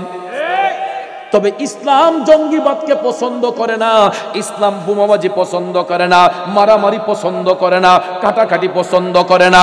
ভাইয়ারা আমার, বন্ধুরা আমার, ইতিহাস পড়ে দেখেন ইসলামের পক্ষে যতটা যুদ্ধ হয়েছে, প্রত্যেকটা যুদ্ধ কাফেরদের ষড়যন্ত্রের শিকার হইয়া মুসলমানরা প্রতিহত করে বিজয় অর্জন করেছে। কারবালার ইতিহাস দেখেন, ইমাম হুসাইনকে যুদ্ধ করতে চেয়েছিলেন, এরা বারবার করে ষড়যন্ত্র করে এই কারবালার ইতিহাস সৃষ্টি হয়েছে। ইতিহাসের মধ্যে অমর, কোথায় ৭২ জন, কোথায় ২২,০০০, কোথায় ৭২ জন, কোথায় ২২,০০০। কিন্তু একটা কথা মনে রাখবেন, আমার রাসূল বলেছেন, ১ কোটি মুনাফিক যদি এক পাল্লায় হয়, একটা মুমিন যদি এক পাল্লায় হয়, আমার আল্লাহ ওই মুমিনের পাল্লাই ভারী করে দিবে। ঠিক না ঠিক? ইসলামের শুরু থেকে পর্যন্ত মুসলমানদের ইমানদারের সংখ্যা কম, বেঈমানের সংখ্যা বেশি। তবে জয় হবে মুমিনের, ইমানদারের। কথা কোন ঠিক কিনা? আমার ভাইয়েরা, বন্ধুরা, গভীর মনোযোগ। কথা বলতেছিলাম, যে যারে চিনে সেই তারে কিনে, পাগলদেরকে ডিস্টার্ব করতে নাই। খারাপ লাগতেছে? কারণ আমি তো আপনাদের এলাকায় নতুন, ঠিক না? সিস্টেম বুঝতেছি না, কে কোন ধরনের আলোচনা পছন্দ করে। হাতের ৫ আঙ্গুল যেমন সমান নয়, মানুষের মেন্টালিটি সমান নয়। এক একজনের মনের এক একটা চাহিদা, কিন্তু সবার চাহিদা পূরণের জন্যই মূলত আমি আইসা শুনলাম পীর সাহেব হুজুর আমার এই আলোচনাটাকে নাকি পছন্দ বলল। এই কারণে আমি ভাবলাম যে যেটা পীর সাহেব হুজুর পছন্দ করছে, এই এলাকার মানুষ আশা করি এই কথাগুলা পছন্দ করবে। কষ্ট হইতেছে আপনাদের? মনোযোগ ভাইয়ার আমার। এবার হযরত ওমর ডাক দিয়ে বললেন, ভাই একটু মেহেরবানি করে ওই পাগলার কাছে নিয়ে যাবেন নি? কই হুজুর, আমরা আপনাদেরকে নিয়ে যেতে পারবো, কিন্তু জঙ্গলার ভিতরে যাইতে পারবো না। হযরত আলী বললেন, কেন? তখন লোকেরা ডাক দিয়া কই, হুজুর এই জঙ্গলার ভিতরে বাঘ সিংহ থাকে, ভয়ঙ্কর প্রাণী থাকে, হিংস্র প্রাণী থাকে, এই জন্য আমাদের এলাকার কোনো মানুষ এই করণ দেশের নির্জন জঙ্গলার ভিতরে যায় না। কিন্তু আল্লাহর ওলিদেরকে জঙ্গলার বাঘেও খায় না। ঠিক না ঠিক? দুনিয়া লোভীর মানুষগুলা, দুনিয়া লোভী মানুষগুলা বাঘ সিংহকে ভয় পায়, কিন্তু আল্লাহর প্রেমের প্রেমিক যারা, এদেরকে জঙ্গলার বাঘেও খায় না, সিংহও খায় না। কথা বলেন ঠিক না ঠিক? এই দেশের মধ্যে সুফিবাদী ইসলাম প্রচারের জন্য বহু আল্লাহর ওলিগণ বাঘের পিঠে সাওয়ার হয়ে আসছেন, বহু আল্লাহর ওলিগণ বাঘ হরিণের পিঠে সাওয়ার হয়ে আসছেন, সিংহের পিঠে সাওয়ার হয়ে আইসা তরিকতের মশাল উড়াইয়া এই দেশটাকে আবাদ করেছেন। নাইলে ভাইয়ের আমার, এই দেশের মধ্যে আমরা ইসলামের অনুশাসন পাইতাম না। একমাত্র পাওয়ার পিছনে সবচেয়ে বড় অবদান হচ্ছে আল্লাহর ওলিদের। ঠিক কিনা বলেন? গভীর মনোযোগ আমার ভাইয়েরা। হযরতে উমর ডাক দিয়ে বললেন, ঠিক আছে, আপনারা শুধু আমাদেরকে লোকেশনটা বলে দিবেন, ভিতরে যেতে হবে না। তখন এরা রাজি হয়ে গেল। সত্যি সত্যি সত্যি গো, পরের দিন তারা হযরতে উমর রাদিয়াল্লাহু তাআলা আনহু, হযরতে মাওলা আলী রাদিয়াল্লাহু তাআলা আনহু, তারা দুইজন মিলে করণ দেশের বাইদের সঙ্গে রওনা হয়ে গেলেন। যাইতে যাইতে যাইতে গো, তারা করণ দেশে যখন উপস্থিত হইলেন, উপস্থিত হইয়া ওই জংলার পারে গিয়া লোকেরা কয়, হুজুর আমরা আর ভিতরে যাইতাম না। কেন? হুজুর আগেই তো বললাম আমরা ভয়ে কেউ যাই না। তখন হযরত আলী বললেন, এই মুহূর্তে পাগলা কি জংলার ভিতরে আছে? তখন লোকেরা কয়, হুজুর এই টাইমেই পাগলা জংলার ভিতরে থাকে। তখন বললেন, ওয়েলকাম, আপনাদেরকে স্বাগতম, আপনারা চলে যান, ধন্যবাদ আপনাদেরকে। এই বলে তাদেরকে বিদায় দিয়ে হযরত উমর মাওলা আলীকে সাথে নিয়ে জংলার ভিতরে ঢুকলেন। জংলার ভিতরে ঢুইকা দেখে গো, কেবলামুখী হইয়া ওয়াইসাল কারণী আমার আল্লাহ পাককে নামাজের মাধ্যমে সিজদা করতেছে। হো নামাজ পড়ো রে, গহিনে ডুবিয়া নামাজ পড়ো, পঞ্চয়াত্মা মুক্তা দিয়া জ্ঞানী মান সাজাইও রে, গহিনে ডুবিয়া নামাজ পড়ো, নামাজ পড়ো রে, গহিনে ডুবিয়া নামাজ পড়ো। ও বন্ধু, নামাজ শুধু পড়লেই হবে না, যদি নামাজটা নামাজের মতো না হয়। নামাজ পড়লাম সুদ খাইলাম, নামাজ পড়লাম ঘুষ খাইলাম, নামাজ পড়লাম বেবিচারি করলাম, নামাজ পড়লাম দুধের পানি মিশাইলাম, নামাজ পড়লাম তরকারিতে বিষ মিশাইলাম, নামাজ পড়লাম ফলের দোকানে ফলের মাঝে ফরমালিন দিলাম। আসেনি মন ইমানদার? গাই দোহন করছে, দেখা যায় দুধটা ঘন। এই দুধ ঘন দুধ বিক্রি করলে মানুষের মুখে মজা লেগে যাবে।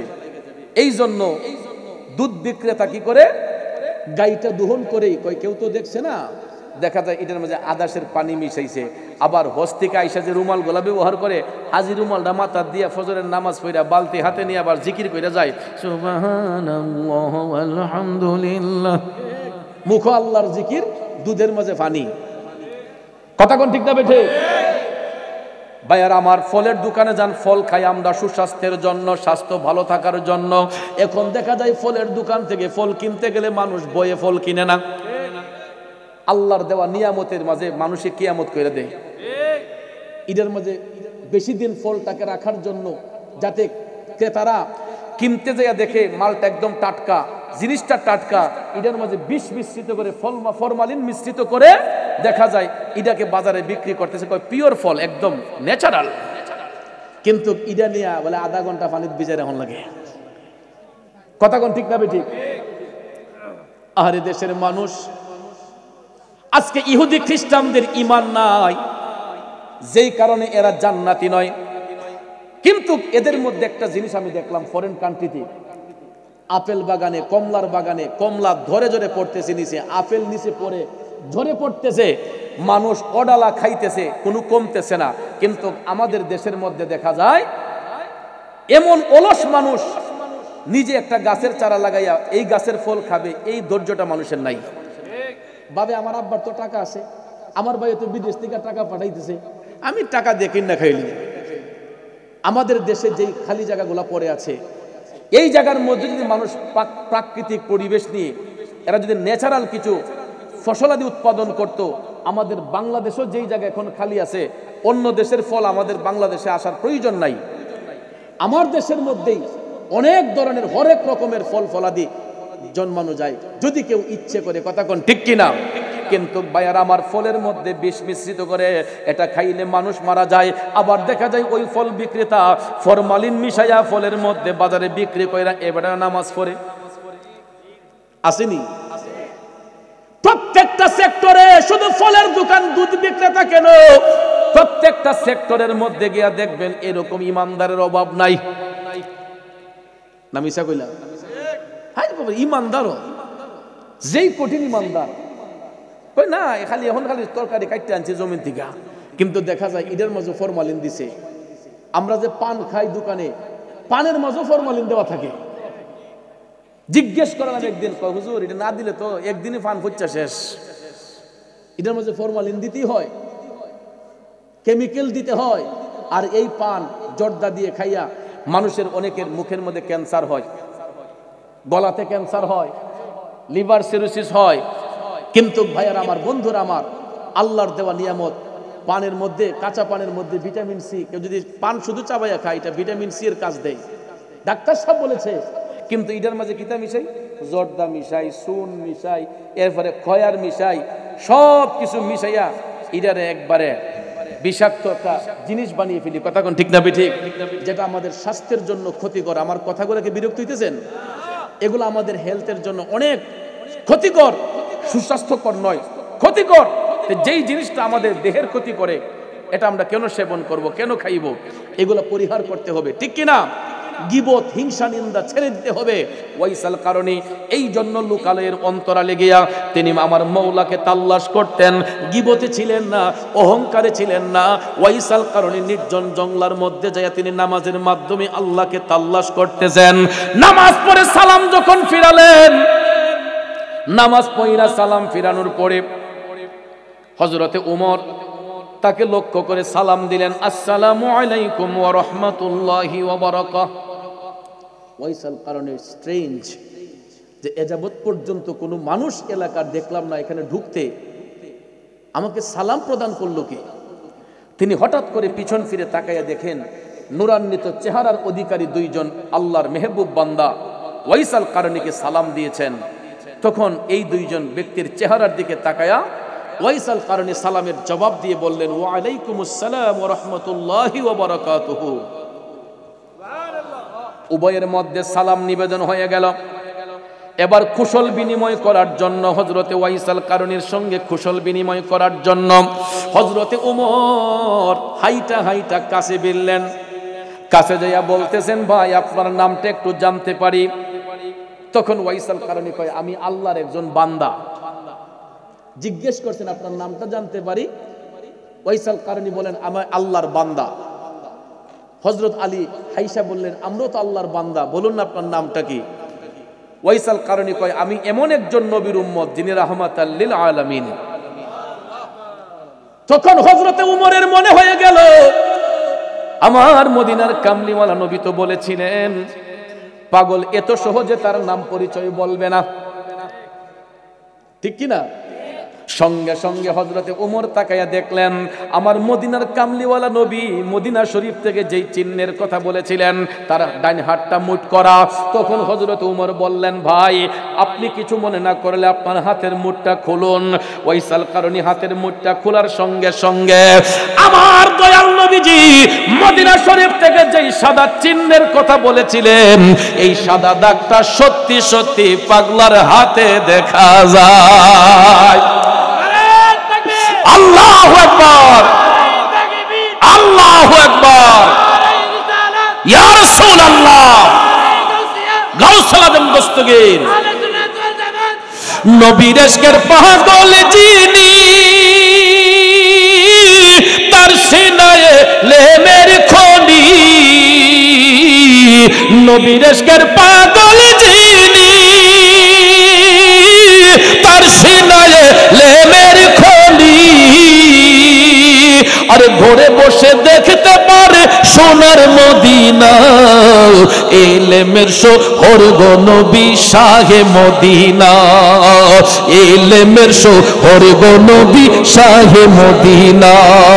কুরআন হাদিস পড়লেই শুধু আলেম তো হয় না, নবীর প্রেমে মজনু যারা তারাই মাওলানা। কে বলে রে আমার নবী গায়েব জানে না, এলেমের শহর গো নবী শাহে মদিনা। কথা বলেন বন্ধু, আমার নবীজি যেই চিহ্নের কথা বলেছিলেন পাগলার হাতের মধ্যে সেই চিহ্ন দেইখা হযরত ওমর ডাক দিলেন, নিশ্চয়ই আপনার নাম ওয়াইস আল কারণী। পাগলে কই আপনারা জানেন কেমনে? আমার নাম জানেন কেমনে? তখন হযরতে ওমর ডাক দিয়া কয়, পাগলা রে, আমাদেরকে মদিনার কামলিওয়ালা নবী মায়ার নবী দয়ার নবী বলেছেন, এ ওয়াইস জানেন আমরা কোন জায়গা থেকে আসছি? আমরা সেই মদিনা শরীফের সেই মদিনা শরীফ থেকে দয়াল নবীর পক্ষ হতে তোমার নিকট আসছে, পাগলা তুমি নবীর সালাম আগে গ্রহণ করো। দয়াল নবী তোমাকে সালাম দিয়েছেন, নবী তার গুনাহগার উম্মতের জন্য তোমাকে দোয়া করতে বলেছেন। আর তুমি এতই ভাগ্যবান, আমরা নবীজির গোলামি কইরা যেটা অর্জন করতে পারি নাই, এই নির্জন জঙ্গলার মধ্যে থাইকা তুমি সেটা অর্জন করেছ। এ ওয়াইস করুনি, আমার নবীর ব্যবহৃত জুব্বা মুবারকখানা রাসূল তোমার জন্য এটা হাদিয়া পাঠাইছেন। আরো জোরে কন্যা সুবহানাল্লাহ। ও ভাইয়ের আমার, বন্ধুরা আমার, ওয়াইসাল কারণে আমার নবীর জুব্বা মুবারক পাইয়া এটা বুকের মধ্যে জড়াইয়া ওয়াইসাল কারণে চোখের পানিগুলা টপ টপ করে ঝরতেছে। এই কান্নাটা কিন্তু কষ্টের কান্না নয়, এটা আনন্দের কান্না। ভাইয়েরা রে, কান্না কিন্তু দুই ধরনের হয়। কয় ধরনের? একটা হলো কষ্টের কান্না আর একটা আনন্দের কান্না। সব কান্না কষ্টের নয়। আমাদের দেশে দেখবেন আমাদের ছেলেগুলা, আমাদের ছেলে মেয়েরা যখন পড়াশোনা করে, এরা যখন A+ পায়, গোল্ডেন A+ পায়, তখন দেখবেন রেজাল্ট বের হইলে পরে বাচ্চাগুলা বাড়িতে আইসা বা মোবাইল ফোনের মাধ্যমে এমন জোরে বাবারে ডাক দেয়, মারে ডাক দেয়, আব্বা আম্মা আমি A+ পেয়েছি, গোল্ডেন পেয়েছি। তখন দেখবেন ওই মা বাবা মনের খুশিতে তাদের চোখের পানিগুলা ঝরঝর করে পড়ে। এটা আনন্দের কান্না, কারণ বাবার পরিশ্রম সার্থক হয়েছে। এই জন্য ভাইয়ার আমার, বাচ্চাগুলা পড়াশোনা করেছে, ভালো রেজাল্ট করেছে, এই জন্য মনের খুশিতে তাদের চোখ দিয়া পানি পড়ে। ওয়াইসাল কারণে এমন পরীক্ষা দিয়েছে গো, ইমানের পরীক্ষায় জয় লাভ করার কারণে পৃথিবীর সর্বোত্তম প্রেজেন্টেশন, এর চাইতে উত্তম প্রেজেন্টেশন আর কিছু হইতে পারে না, যেটা আমার নবীর পক্ষ থেকে আসলো। আমার ভাইয়েরা বন্ধুরা, ওয়াইসাল কারণে জুব্বা হাতে পায়ে যখন টপ টপ করে কান্না করতেছে, হযরত আলী ডাক দিয়া কয়, পাগলা আজকে তোমার কান্নার দিন নয়, আজকে তোমার খুশির দিন। নবীজি তোমার জন্য জুব্বা পাঠাইলেন, তুমি কাঁদতেছো কেন? এটা তো তোমার আনন্দ। হযরতে আলী ডাক দিয়া কয়, পাগলা রে, এই জুব্বা রাসূল পরার পরে আজ পর্যন্ত এটা কারো গায়ে জড়ানো হয় নাই। নবীজি তো এটা তোমার জন্য বরাদ্দ করেছেন, একটু জুব্বাখানা গায়ে দাও, আমরা দেখতে চাই নবীজির দেওয়া জুব্বা মুবারকে তোমারে পরলে কেমন মানায়। সুবহানাল্লাহ। ওয়াইসাল কারণে কয়, হুজুর যদি পড়তে হয় আমার একটু সময় দেন, আপনারা একটু ওয়েট করেন, আমি জুব্বাটা পরে আসি, আমার গায়ের কাপড়টা চেঞ্জ করে এটা পরে আসি। সাহাবায়ে কেরাম ভাবলেন একটা কাপড় চেঞ্জ করতে আর কয় মিনিট বা সময় লাগে। তারা বললেন ঠিক আছে যাও, তুমি এটা চেঞ্জ করে আসো। ওয়াইসাল কারণে জুব্বা মুবারক হাতে নিয়ে জঙ্গলার ভিতরে গেলেন। যাইয়া তিনি সিজদারত অবস্থায় আমার মৌলার প্রেমে ফানা হইয়া গেছে।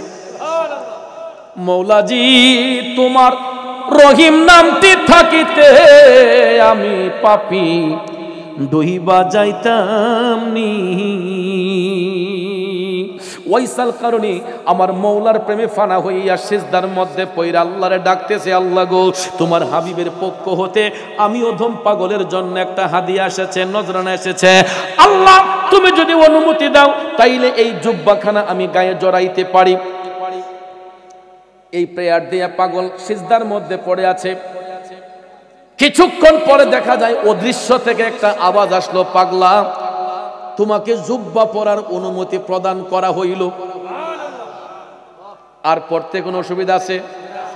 এখন ওয়াইসাল কারণে সিজদা থেকে উঠে না, সিজদার মধ্যে পড়ে আছে। অদৃশ্য থেকে আওয়াজ আসলো, পাগলা জুব্বা পরো না কেন? তোমাকে তো অনুমতি প্রদান করা হয়েছে। ওয়াইসাল কারণে সিজদার মধ্যে পড়েই ডাক দিয়া কয়, আল্লাহ অনুমতি প্রদান করেছো, তবে এই জুব্বা আমি কোনোদিনও গায়ে জড়াইব না। কেন রে পাগলা, কেন জুব্বা পরবি না কেন? ওয়াইসাল কারণে চোখের পানি ছাইরা সিজদারত অবস্থায় কয়, আমি কেমনে একা এই জুব্বাটা গায়ে দেই? এই জুব্বা পাবার জন্য তোমার হাবিবের কত উম্মতরা দেওয়ানা ছিল, তাদেরকে বাদ দিয়া একা কেমনে আমি জুব্বাটা গায়ে জড়াই? তবে আল্লাহ অনুমতি যেহেতু দিয়েছেন, আমি একটা শর্তে জুব্বা গায়ে দিতে পারি। আরে পাগল, শর্ত কি? ওয়াইসাল কারণে ডাক দিয়া কয়, আল্লাহ গো যদি তুমি তোমার হাবিব নবী মুস্তাফার গুনাহগার উম্মতের গুনাহ মাফ করো তাইলে জুব্বাখানা গায়ে দিতে পারি। ও ওরে প্রেম সেল মারিল কলি যায় ওয়াসকুরুনি পাগলাই প্রেম সেল মারিল কলি যায় সর্বঙ্গে বিষে দৌড়ে ঔষধে না কারি করে আরে দেখলো কত ডাক্তার আরো যায় ওয়াসকুরুনি পাগলাই প্রেম সেল মারিল কলি যায় আমার ভাইয়েরা দেখেন কেমন প্রেমের পেশ মারছে কয় আল্লাহ যদি জুব্বা পড়তে হয় আমার শর্ত হলো তোমার হাবিবের গুনাহগার উম্মতের গুনাহ মাফ করো আমার মওলা চিন্তা করালেন পাগল তো আসল জায়গায় হাত দিছে আমার হাবিবের উম্মতদেরকে ভালোবাসে আল্লাহ তাআলা গায়েব থেকে আওয়াজ পাঠাইলেন পাগলারে এত করে যে তুই অনয় বিনয় করে বলতেছিস যা তোর উসিলায় আমি আমার হাবিব নবী মুস্তাফার কয়েক হাজার উম্মতের গুনাহ মাফ করে দিলাম ওয়াসকুরুনি পাগলা কয় মানতে পারলাম না কয়েক হাজার ক্ষমা করলে বাকিরা দোষ করছে কি আল্লাহ যতক্ষণ হাবিবের উম্মতের গুনাহ মাফ না করবা ততক্ষণ পর্যন্ত এই জুব্বা আমি গায়ে জড়াবো না দ্বিতীয়বার উত্তর আসলো পাগলা আমার হাবিবের দেওয়া জুব্বা মুবারকের যতগুলা সুতা আছে সুতার উপরে যতগুলা লুমের আঁশ রয়েছে এর চাইতে 3-4 গুণ বেশি মাফ করলাম ওয়াসকুরুনি পাগলা কয় তাও মানি না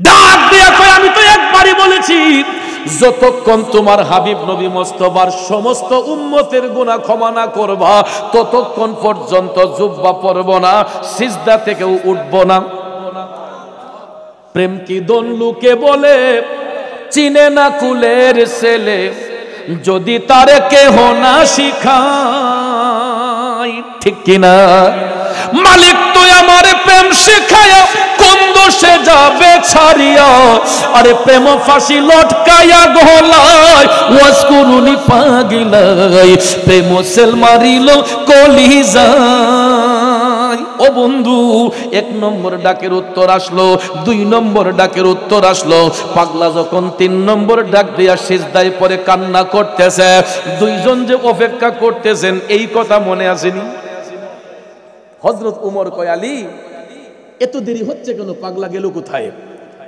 এখনো কি জুব্বা পরার টাইম হইল না আসেন তো একটু দেখি তখন অনেকক্ষণ অপেক্ষা করে হযরত উমর মওলা আলীকে নিয়ে জঙ্গলার ভিতরে গিয়ে দেখতেছেন ওয়াইসাল কারণে সিজদায় পইরা বেফানা হইয়া আমার মওলার প্রেম সাগরে পড়ে কান্না করতেছে এই মুহূর্তে এই অবস্থায় হযরতে উমর ডাক দিয়া বললেন হে ওয়াইস এখনো কি জুব্বা পরার সময় হইল না এই ডাকটা দেওয়ার সাথে সাথে ওয়াইসাল কারণী তিনি সিজদা থেকে উঠা হযরত ওমর রাদিয়াল্লাহু তাআলা আনহুকে বললেন হুজুর এই মুহূর্তে ডাকটা দেওয়া উচিত হইছে না সুবহানাল্লাহ কোন কেন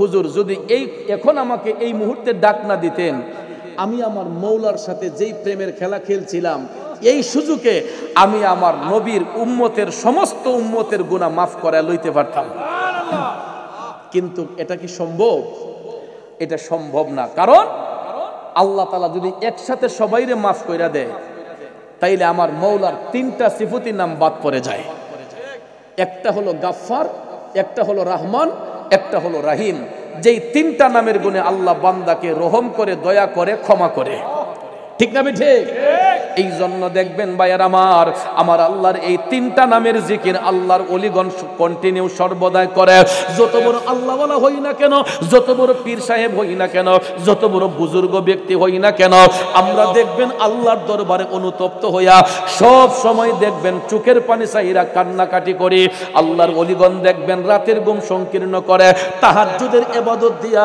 তারা সব সময় আমার মওলার প্রেমে কান্নাকাটি করে কেন করে জানেননি আমার আল্লাহর কাছে সবচাইতে বেশি দামি হইছে বান্দার চোখের পানি হাদিস শরীফ খুলে দেখেন রাসূল বলেছেন উম্মত রে তোমরা হাসবা কম কানবা বেশি তোমরা হাসবা কম কানবা বেশি তাই বলে না হাসবেন সেটা না হাসি 3 ধরনের অট্ট হাসি মৃদু হাসি মুস্কি হাসি আমার রাসূল কখনো অট্ট হাসি হাসতেন না রাসূল সব সময় মুস্কি হাসতেন মাঝে মাঝে মৃদু হাসতেন কিন্তু আমার দয়াল নবী সব সময় উম্মতের জন্য কান্না করতেন সুবহানাল্লাহ কোন। নবী কান্দেন মদিনায় আজ উম্মতের মায়ায়, দুরুদ পড়ে সবাই নবীকে সালাম জানাই। কান্দেন নবী মদিনায় আজ উম্মতের মায়ায়। ঠিক না বিঠিক? এ বন্ধু গভীর মনোযোগ মনোযোগ। হযরত উমর যদি ডাক না দিতেন পাগল পাগলামি করত। এই জন্য এই ডাকের মধ্যে হাকিকত হইল যাতে আমার মৌলার তিনটা সিফতি নাম বাদ না হয়। ভাইয়ার আমার, বন্ধুরা আমার, যদি ওই তিনটা নাম বাদ পড়ে যায় আমার আল্লাহ তো আল্লাহর দরবারে তো বান্দার আর কান্নার কোনো প্রয়োজন নাই। ঠিক না ঠিক? আর তো কান্নার প্রয়োজন নাই। যদি আল্লাহ সবাইরে মাফ করে দেয় তাইলে আল্লাহ ক্ষমা করবো কারে? আর তো ক্ষমা করার জায়গা নাই। কথা কোন ঠিক না ঠিক? এই জন্য পাপ না করলে রহিম নামের হয় না পরিচয়। বান্দা যদি গুনাহ নাই করে আল্লাহ মাফ করবো কি দিয়া? এই জন্য আমরা আদম সন্তান, আমরা গুনাহ করি, অপরাধ করি, আল্লাহর কাছে তওবা করি, আল্লাহ রাজি হয়, খুশি হইয়া আমাদেরকে মাফ করে। কথা কোন ঠিক কিনা? এখন ভাইয়ারা আমার, হযরতে উমর বলেন, আলোচনা সংক্ষেপ, একটু মনোযোগ। হযরতে উমর বললেন, হে ওয়াইস, তুমি রাসূলকে এত ভালোবাসো, নবীর উম্মতদেরকে এত ভালোবাসো, এত ভালোবাসা তোমার সিনার মধ্যে থাকার পরেও একটা বারের জন্য কি নবী দেখার স্বাদ তোমার অন্তরে জাগলো না? সুবহানাল্লাহ। হে ওয়াসকরুনি, তুমি রাসূলকে এত ভালোবাসো, নবীর উম্মতদেরকে এত ভালোবাসো, এত ভালোবাসার পরেও একবারও কি রাসূল দেখার স্বাদ তোমার অন্তরে জাগলো না? হযরতে ওয়াইসাল কারনী তখন তিনি মাথাটা নিচু করে হযরত উমরকে ডাক দিলেন, হুজুর, আমি একজন পাগল না হই রাসূলকে নাই দেখলাম। আচ্ছা বলুন তো হুজুর, আপনারা আমার দিনের নবীরে দেখছেন? এই কথা বলার সঙ্গে সঙ্গে হযরতে উমর হাইসা হাইসা বলেন, আরে পাগল, আমরা তো আসলামই নবীর কাছ থেকে, আর দেখছি মানে আমরা অবশ্যই রাসূল দেখেছি। হযরতে ওয়াইসাল কারনী ডাক দেয়া কই, হুজুর, রাসূল যদি দেখা থাকেন বলেন তো দেখি আমার নবীর কপাল মুবারকের যেই ভ্রু মুবারক গুলা, এগুলা জোড়া লাগানো ছিল নাকি আলাদা ছিল? সুবহানাল্লাহ। হাই হাই রে, এই প্রশ্ন যে করতে পারে এটার উত্তর কি উনি দেখছে না দেখছে না? এটার উত্তর কি আসে, দেখছে না দেখছে না? ওয়াইসাল কারনী যখন এই প্রশ্ন করলো হযরত উমরকে যে, হুজুর বলেন তো রাসূল যে দেখছেন আমার নবীর ভ্রু মুবারক গুলা জোড়া লাগানো ছিল না আলগা ছিল? এই কথা বলতেই হযরত উমর মৌলা আলীর দিকে তাকাইয়া বললেন, আলী, কি ওয়াইস এই প্রশ্ন করলো কারণটা কি? তারা এটা নিয়ে গবেষণা করতেছেন, রিসার্চ করতেছেন। করতে করতে এই ফাঁকে ওয়াইসাল কারনী কলম হাতে নিয়ে আমার নবীজির কপাল মুবারকের চিহ্নটা অঙ্কন করছে। কইরা কই, হুজুর দেখেন তো এটা চিনতে পারেন কিনা? হযরত উমর ডাক দিয়া কই, পাগলা, এ তো দেখছি আমার নবীর কপাল মুবারক। এ ওয়াসকরুনি, তুই তো কোনোদিন আমার নবীরে দেখোস নাই। পাগলারে, তুমি কোনোদিন রাসূল দেখো নাই, তুমি জানলা কেমনে আমার নবীর কপাল মুবারক এই রকম ছিল? ওইসাল কারণে ডাক দিয়া কয়, হুজুর, নবী দেখার জন্য মদিনা শরীফ যাওয়া লাগে না। আরো জোরে, হুজুর, নবী দেখার জন্য মদিনা শরীফ যাওয়া লাগে না। পৃথিবীর যে কোনো প্রান্ত থেকে গোলামরা যদি রাসূলকে দেখতে চায়, মদিনার কামলিওয়ালা নবী ওই জায়গাতেই গোলামদেরকে দেখা দিতে পারে। ঠিক কিনা কোন কথা? কি বুঝতে পারছেন? কথা বুঝতে পারছেন? ওয়াইসাল কারনী কয়, হুজুর, নবী দেখার জন্য মদিনা শরীফ যাওয়া লাগে না। পৃথিবীর যেই প্রান্ত থেকে আশেকরা রাসূলকে দেখতে চায়, নবীর দিকে রজ্জু হয়ে যায়, মদিনার কামলিওয়ালা নবী ওই জায়গাতে এসে গোলামদেরকে দেখা দিতে পারে। কথা কোন ঠিক কিনা? আমার আপনার পক্ষে হয়তো মক্কা শরীফ, মদিনা শরীফ যাওয়া অসম্ভব। আর্থিক সচ্ছলতার কারণে অনেকে যেতে পারি না, দুর্বলতার কারণে অনেকে যেতে পারি না, কিন্তু মদিনার কামলিওয়ালা নবী এইখানে আসতে পারেন, এই বিশ্বাস আছে না নাই? কথা কোন আছে না নাই? হযরতে উমর বললেন, পাগলা, তোমার সব কথা মানলাম, একটা বারের জন্য তো যেতে পারতাম। তখন ওয়াইসাল কারনী আবেগপ্লুত হয়ে তিনি বলতেছেন, হুজুর, আমি ইতিপূর্বে 3 বার গিয়েছি। কয়বার? 3 বার মদিনা শরীফ গিয়েছি রাসূল দেখার জন্য। যেই কোনো ভাবেই নবীজির সাথে আমার সাক্ষাৎ হয় নাই। পরিশেষে আমি যখন আবার প্রিপারেশন নিলাম, তখন দয়াল নবী আমাকে নিষেধ করছেন যাওয়ার জন্য। আই হাই রে, নবী আবার কেন নিষেধ করে যাওয়ার জন্য? মিশকাত শরীফ থেকে একটা রিওয়ায়াত পাওয়া গেছে ভাইয়ার আমার, এই কারণে ওয়াইসাল কারণীকে নবী নিষেধ করেছিলেন। কারণ ওয়াইসাল কারণীর ঘরের মধ্যে একজন বৃদ্ধা মা ছিলেন, যে মায়ের সেবার মধ্যে ব্যাঘাত করবে। মায়ের সেবা করার জন্য অন্য কোনো পার্সন ছিল না। এই জন্য রাসূল দিদারের মাধ্যমে বলেছেন, পাগলা তুমি আসার দরকার নাই, তুমি তোমার মায়ের সেবা করো, আমি রাসূল আয়েশা তোমারে দেখা দিয়া যাইমু। সুবহানাল্লাহ। এ ওয়াইসাল কারণী, তুই আসার দরকার নাই, বাড়িতে থাইকা তোর মার সেবা কর, আমি রাসূল আয়েশা দেখা করব। এখান থেকে এটা প্রতীয়মান হয়ে গেল, সন্তান যদি মায়ের গোলামি করে আমার নবীর দেখা পাওয়া যায় কি যায় না? ওয়াইসাল কারণে যদি মায়ের গোলামি কইরা নবী দেখতে পারে, আমরা মায়ের সন্তানগুলা মার সেবা করলে নবী দেখতে পারি কি পারি না? তাইলে আমাদের অনেকের ঘরেই মা আছে, বাবা আছে, অনেক সন্তান দেখা যায় মা বাবার সাথে বিয়াদবি করে।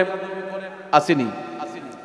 বর্তমান সমাজে প্রায় পরিবারে অনেক সন্তান আছে যারা মা বাবারে কষ্ট দেয়, মা বাবার সাথে খারাপ বিহেভ করে, আছে না নাই? কষ্ট দেয়, গালিগালাজ করে।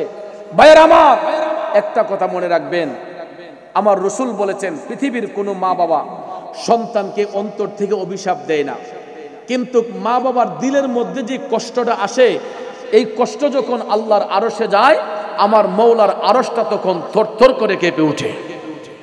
এই জন্য পাকিস্তানের একজন কবি লিখেছেন, अपनी माँ बाप का तो दिल ना धोखा, दिल ना धोखा, अपनी जन्नत को खुदा के लिए दोज़ख ना बनाओ, अपनी जन्नत को खुदा के लिए दोज़ख ना बनाओ, अपने माँ बाप का तो दिल ना धोखा, दिल ना धोखा। ए जुबक, कोनोदिन माँ बाবার দিলের